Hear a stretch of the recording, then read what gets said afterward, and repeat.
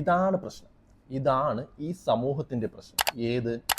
ഇവരെ പോലെയുള്ള മതം ഭക്ഷിച്ച് ജീവിക്കുന്ന മനുഷ്യർ. 25 വർഷം മുന്നേ ഭർത്താവ് മരിച്ച ഒരു വല്യമ്മ, 25 വർഷം മുന്നേ ഭർത്താവ് മരിച്ചിട്ടുണ്ട് ഒരു വല്യമ്മ. ഏതെങ്കിലും മൂലയിൽ നിന്ന് സനാത്ത് നിക്കുറും ചെല്ലണതിന് പകരം ഏതോ ഒരു അന്യ സ്റ്റേറ്റിലേക്ക് മഞ്ഞ് കളിക്കാൻ വേണ്ടി പോയതിന്റെ വീഡിയോസ് കണ്ടവരായിരിക്കും എന്റെ മുമ്പിലുള്ളവർ.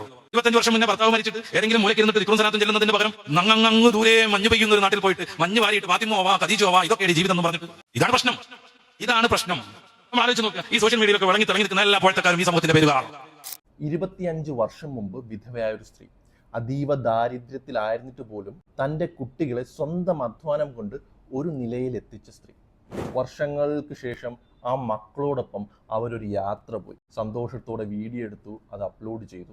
അത് ഭയങ്കര വൈറലുമായി. അപ്പോൾ പലതരത്തിലുള്ള ചോയ്സിനെ കുറിച്ച് സംസാരിക്കുന്ന ഈ ആൾക്കാരുടെ ഭാഷയിൽ വിധവയായ സ്ത്രീ എന്ത് ചെയ്യണം?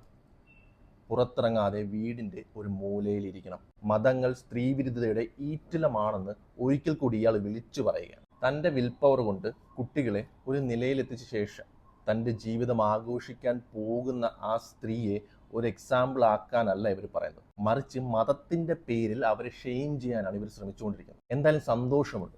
ഒരു 55 വയസ്സായ സ്ത്രീ ജീവിതം ആഘോഷിക്കുന്നത് കണ്ടിട്ട് ഇവിടുത്തെ മതപണ്ഡിതന്മാർക്ക് കുരു പൊട്ടുന്നുണ്ടല്ലോ.